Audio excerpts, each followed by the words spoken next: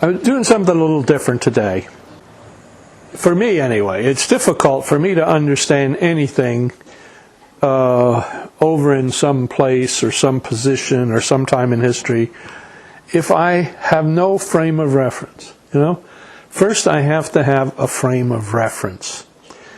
And so that's what I want to give us today, a little bit of frame of reference, dates. The one thing we always hated in school, memorizing dates. But some dates are important, and we really should know them. Just like we have a frame of reference as to where we live. We live in Mobile. Now, some of you guys live over in Florida, and Kathy lives over in Mississippi, and so on. But we have a frame of reference. We live on a street. Well, first of all, in a house, on a street, in a subdivision, in a town, or a town area, in a state, in a position of the state, north or south, among other states, Florida's on this side, Mississippi on the other, and so on. And then this is in southern USA, and we are in the United States of America, which is in North America, which is paralleled on each side by the Atlantic Ocean and the Pacific Ocean, and then where those oceans end, you have Asia and Europe and Africa and Australia down there, of course. Now, so we have this frame of reference. Then the Earth, we know the Earth sits out here in space, but it has a moon going around it, and then further out, there's the planet Mars, you see, and then there's Mercury, and then there's, Venus, Saturn, Uranus, Neptune, and no longer Pluto, but that little ice thing out there they used to call a planet. And this is all part of a solar system which revolves around the sun, our sun, okay? That's our solar system. Now, where are we from there? Well, you go further into space, you come to the nearest star besides ours, which is Alpha Centaurus, all right? Which is how far from the Earth? Well, first of all, how far is the moon from the Earth? Does everyone know? All right, wait. We'll have a little fun with this. How many think it's more than 10 million miles to the moon? Raise your hand. More than 1 million miles. Okay, so, but anyway, now several of you said you thought it was over 1 million miles to the moon. Denny, how far is it? I don't know, 144,000? No, okay, 180, isn't it 186,000? Something like that. No, 187,000. What is the speed of light? 186,000 miles a second. Yeah, 186. I think the moon is 187,000 miles. Speed of light is 186,000 miles per second. How many feet in a mile? 5,280. Hey, very good, Harry. Okay, so now, how far is it to the moon? It's about a twelfth, about a twelfth of 1 million miles. How far is it to the sun? 93 million miles. That's what I was thinking about when I said. You were thinking the sun when I said the moon, yeah. Okay, and how far is the closest star to the Earth? Next to the sun? 3.5 light years. Yeah, or 4, I think, about 4 light years. In other words, you have to travel, what do we say the speed of light is? 186,000 miles per second. Per second. Let's see, that's roughly 7 times around the world per second for 4 years to get to the closest star. So today, I want to give you a little frame of reference with dates concerning mostly Bible chronology, but of course a few other things too. And I'm just going to hit a few big dates that we really should all know. Then I'll hand out my notes, which I thought I'd put this together in about 45 minutes. It took me 4.5 hours last night, another 4 hours this morning. It took me 8.5. I said, wow, it didn't take me so long, but it did. So anyway, so now we're going to look at a few dates so we have a frame of reference, because some of you are just going to be off the chart. Okay? Now, according to we're not going to talk about creation, because I'm not going to get into the length of creation days, were they eons of time, so on and so forth. But we're going to start with Adam and Eve. As far as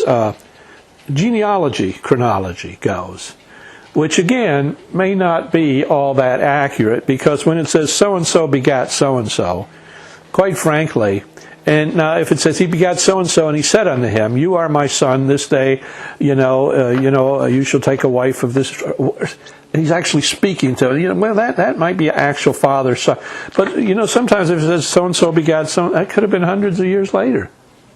I mean, he did begat him, through, but not a direct son, you see. Same way in the genealogies of Matthew, for example. Let's go to, you don't need to go there, I'll go there. Matthew. And you notice in the genealogy, most of you probably knew this, but in case you didn't, it says the book of the generations of Jesus Christ, the son of David, the son of Abraham, Isaac begot so-and-so, and so-and-so begot so-and-so, and it goes all the way through there. So, again, there are those that would say, but that doesn't necessarily mean in the very next generation, you see. Now, it talks about all these generations are so many. That is the generations that were named. All these generations that we named, that we've given personal names to. It doesn't necessarily mean all the generations that existed in between there, but all that we have now named, all these generations are so many generations. Then we go over to Luke's account, chapter 3, verse 23, Jesus himself, being about 30 years old, as it was supposed, the son of Joseph, which was the son of Heli, which was the son of Mathat, and so on. Now, if you notice, was, of, is in regular Roman print. But the son of, or the son, is in italic. So that's not in the manuscript. So he was just of this person, not necessarily the direct son of. Okay, all right. Okay, now let's look at some dates. God said, "Let us make man in our image, after our likeness."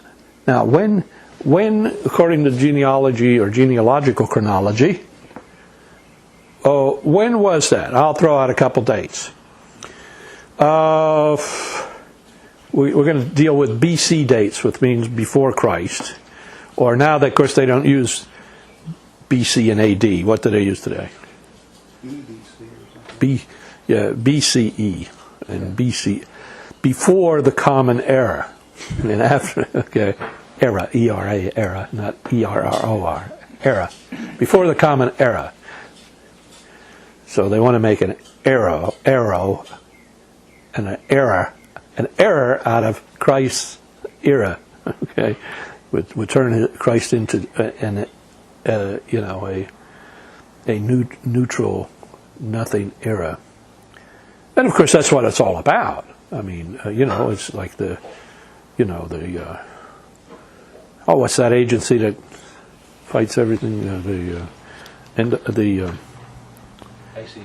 Yeah, the ACLU. It's like, we got to get Christ. What do we need him in there for? To start our dates. So, BC, before Christ, when was Adam created? When we do the genealogy, is it about, well, let's do it this way. Is it about 3,000 years BC, 4,000, or 5,000? Do we have anybody for 3,000? No. 4,000? 1? 5,000? 5,000? 5,000, okay. And then we have 2,007 years AD, right? That would make us at 7,007. Wrong. Actually, it figures out to right close at 4,000. Bishop Ussher puts the creation week at the same time as Adam at 4,004. But to keep it simple, now here's what I did. I put the dates. If the date is exact, then you just see the date. If that's as exact as archaeologists, historians, and so on can put it. If it was actually a little longer than 4,000 years, I'll put a little plus sign after. Or a little less, I'll put a minus sign. I mean, if it's 1, 2, 3, 4 years, more or less, I'll just put a little plus or minus. But I want to stick to these big numbers, because if you start 3,974, I mean, that's so hard to remember. But 4,000. See, you can go over this thing in your head, just a few times a week for a while, and pretty soon you'll start to remember these. Or here's something else you can do. You open your Bible, you put Adam and Eve, you put about 4,000 BC. Right in there, see? Then as you look up these scriptures from time to time, you say, well, I wonder when this was. Oh, well, I know. When did Jeremiah speak? Well, in Isaiah, I've got a thing in the margin of Isaiah in the beginning when he started, and Ray said something about, then after that came Jeremiah, and and you'll have a frame of reference again, see? Some of these dates now, I'll put the exact date that I have from some of my timelines, and sometimes I won't use that because there are various dates on some of these things. Some of them are only put it a year off one way or the other, And then you have this. Some will say, well, Assyria conquered Israel in 721 or whatever.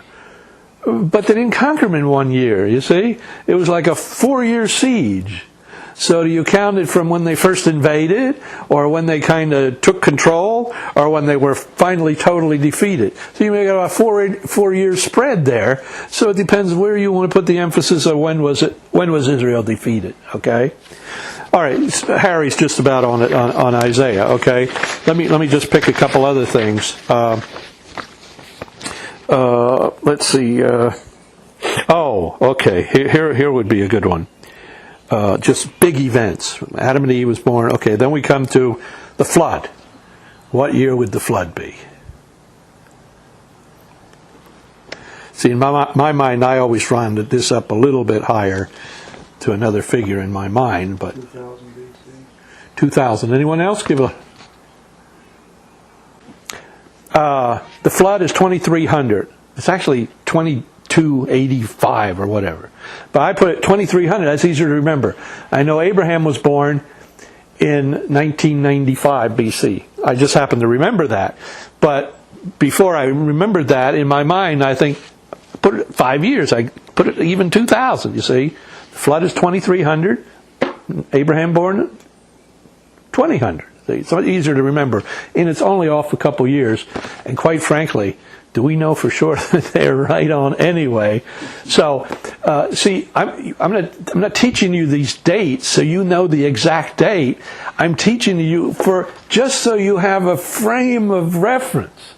So you know whether it was 2,000 years before Christ or 1,000. See, that's a pretty big difference. 1,000 or 3,000. That's a big difference, see? So I just want to, give you a general frame. Okay, so we have Adam and Eve at 4,000. And the flood, one of the more reputable sources I think I have places the flood at... no, I was looking at the wrong one. All right, 2285. 2285, and I always upped it 15 years in my mind to 23. So we have Adam and Eve, 4,000, and then the flood, right about 23. So that makes the flood, and you figure backwards, how long did Adam and Eve and his descendants go until God wiped the earth out? See? I mean, most of you would never know. Well, now you know. It's about 1,700 years. Wow, that's a long time, isn't it? 1,700 years. Now listen to me. This is where it gets amazing. How many pages of history do we have on those 17 centuries? About, let me see. I'll tell you how many pages we have. That was probably about 4. Let me see. We had 1, 2, 3, 4, 5, 4.5. We have 4.5 pages for those 17 centuries of human history. 4.5 pages. That's all we have. Now, archaeologically, they may have dug up some pre-flood cities. Okay? They think they have indeed, because they've been covered in like 20 feet of mud. And how in the world would a city be covered in 20 feet of mud? Except there was a huge flood of mud to cover a city 20 feet in mud. Come on, okay? So when they go that far down in the ground and find a city or a temple or a house, they know pretty much assured that this goes before Noah's flood, okay? All right, so we have Adam and Eve. They lived for Adam and Eve and his descendants lived for 17 centuries, and then the flood came. Now, I'm also going to give you, on the right, this is all in the left margin of your notes. On the right margin, I'm going to give you just a few interesting things. Not necessarily big battles of Europe and stuff like that, but mostly to do with the Mideast and some places scattered. Just something interesting. Like, okay, so Cain murdered his brother. How long do you think after Adam and Eve were created did he murder his brother?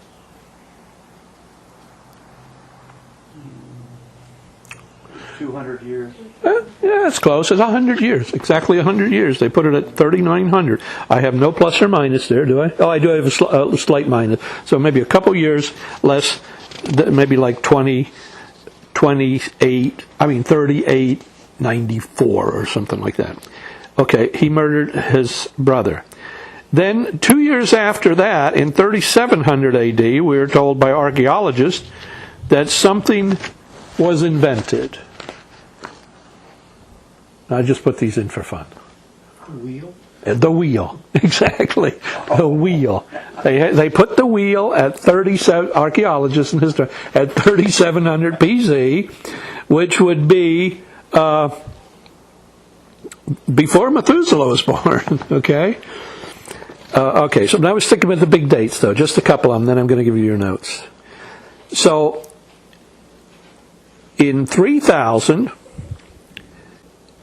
Give or take a few years, someone died important. And if you don't think about these things, you never think about it. You think about when something started, but you don't think about when it finished. What happened about 1,000 years after Adam and Eve was created? Adam died. Adam died. He was, let me see, 930 years old. Yeah. Okay. And this is what they, about 3000 BC is where they date the Bronze Age. Okay? Of course, I suspect they had bronze before that, Tubal-Cain worked in bronze. And here is at the time that historians say that cuneiform writing was developed at Sumer in Mesopotamia. But again, these are their dates. They don't line up with the scriptures, because I don't think that came into being until after the flood, maybe. But who knows? Now, let's see, another big date. Okay, when Abraham, we ought to know when Abraham was born and lived. Okay, this is an important date. I already told you. Anybody remember it? 1995. What? 1995. 1995. Just remember the year 2000. Okay, year 2000. He was born a year after. 100 years after Adam, 1,000 years after Adam died.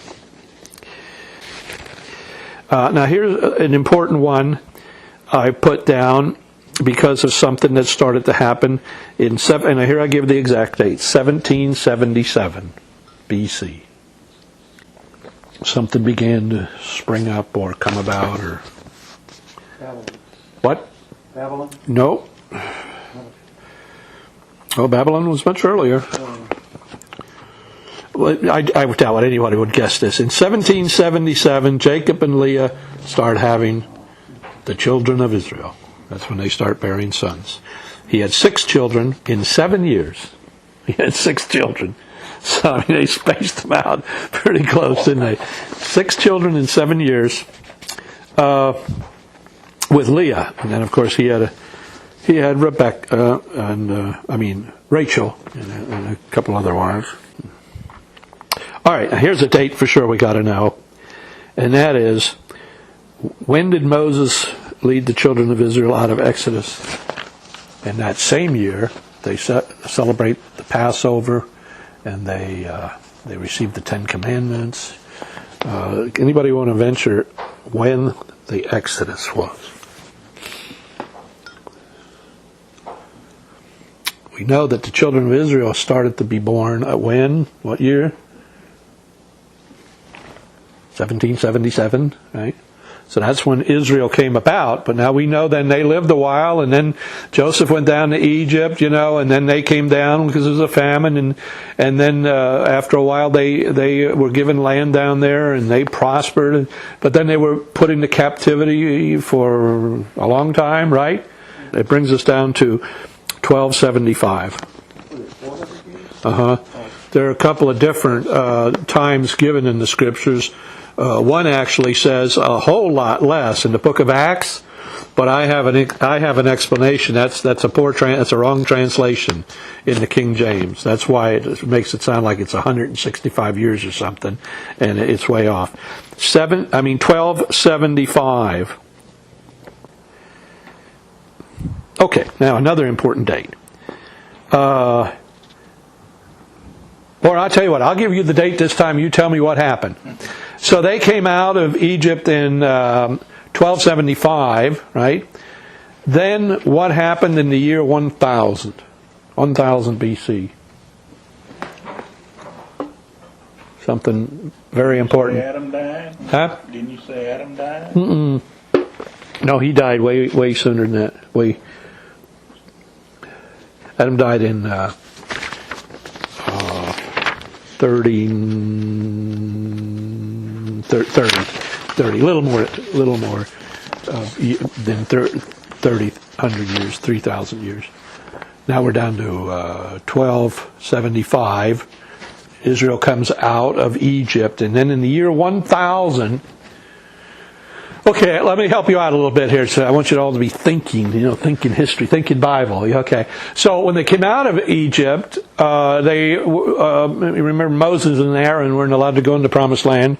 They went in, they crossed the Jordan, and what was the first thing they did when they crossed the Jordan? Anybody know? A big event. They could see what they had to do when they were on the other side, up on the mountain.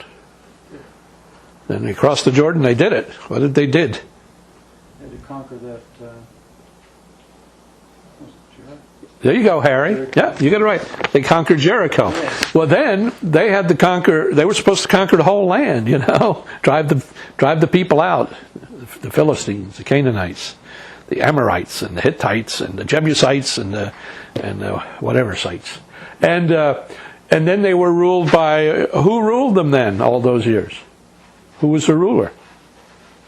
Samuel it wasn't a ruler. It was at that time it was judges. Very good, the judges. Okay, Joshua, and then when he died, there was judges. Okay, ruled for quite some time, and then in the year 1000, okay, Saul. something happened. Something different in the ruling of government of Israel. Something different happened. What?